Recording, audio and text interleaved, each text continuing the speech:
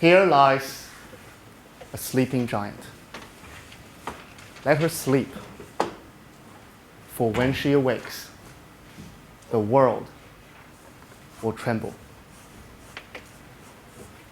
The giant that Napoleon once prophetically spoke about is the world's oldest continuous civilization and the most populous nation on earth. It has the largest number of internet users in the world, the largest number of cities, over 1 million people, the largest luxury market in the world, as well as the world's most ferocious consumer of energy. This giant is China. As someone who was made in China, designed in New Zealand, and now exported out to the US, I've always thought about perceptions of China, both within and without. What kind of words come to mind when I mention China? Admiration, envy, fear. The common thread seems to be one in the lack of understanding and opaqueness.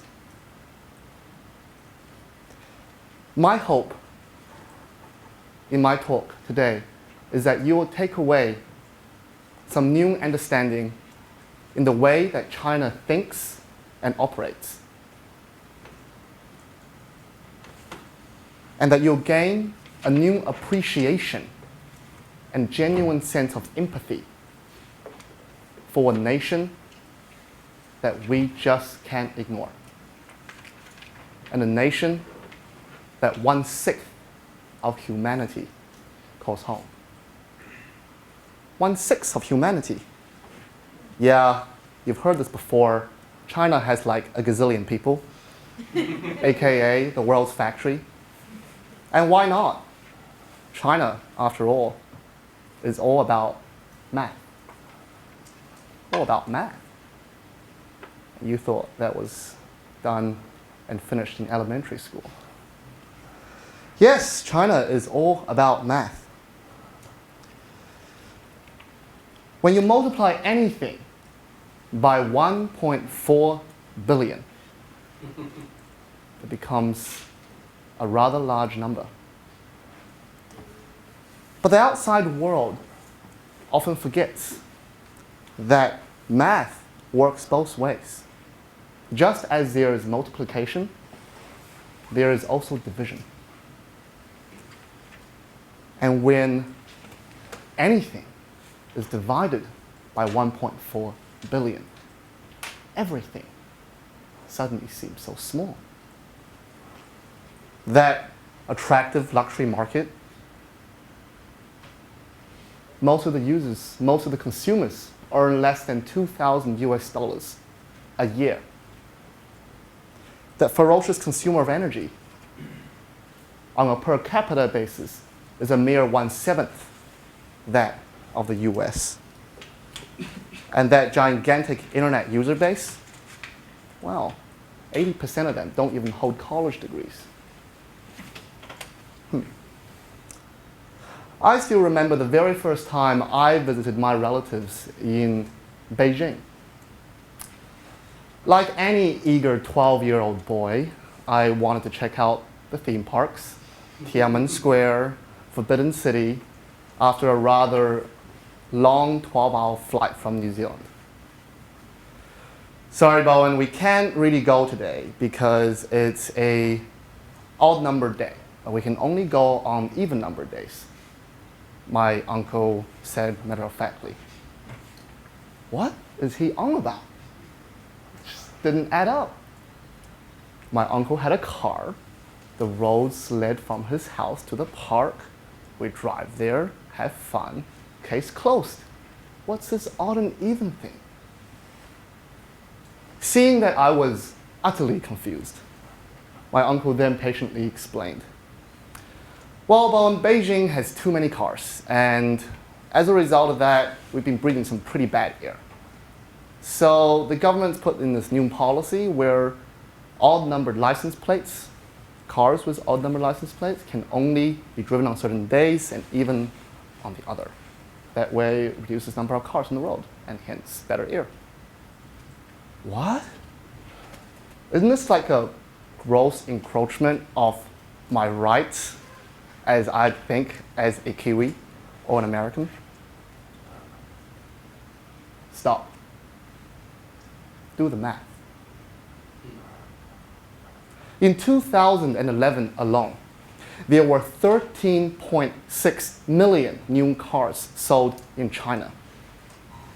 That represents a 33% year-on-year growth. Year-on-year growth.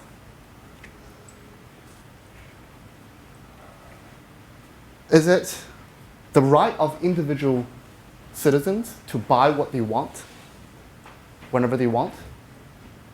Yeah, that's the tenets of free market. Is it also the responsibility of individuals to protect the environment? That seems fair. Then is it right to limit the use of cars in order to ensure more sustainable growth? That's a tricky one. Maybe. You see, in order to understand how China operates, we need to understand how the rulers of China, the problems that they have to face from day to day, and the problems of multiplication and division. That multiplication, the cumulative effect of small individual issues suddenly becomes very large ones. And division, where scarcity is a daily routine.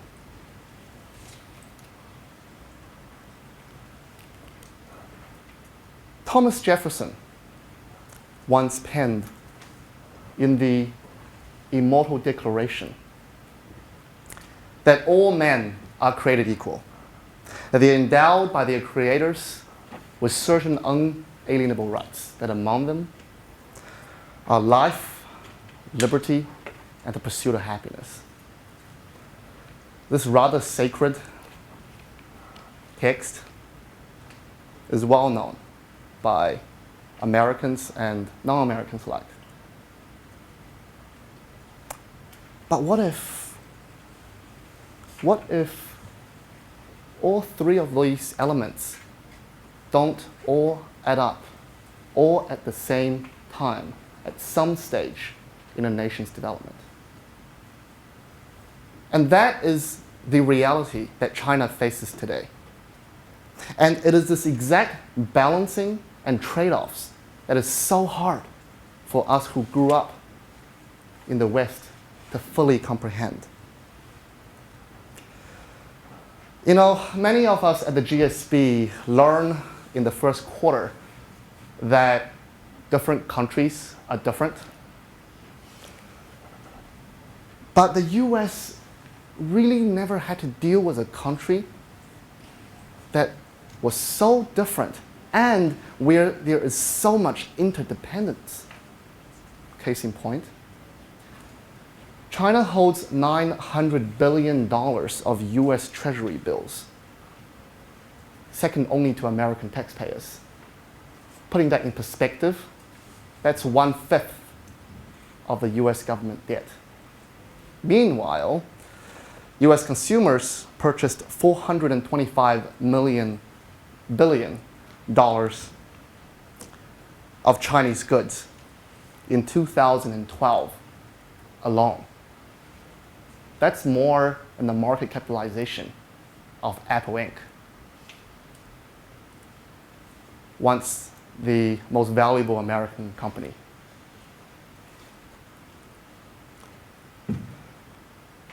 It is imperative for the future of the world for us to genuinely engage and empathize and actively seek out understanding with China. And once in a while,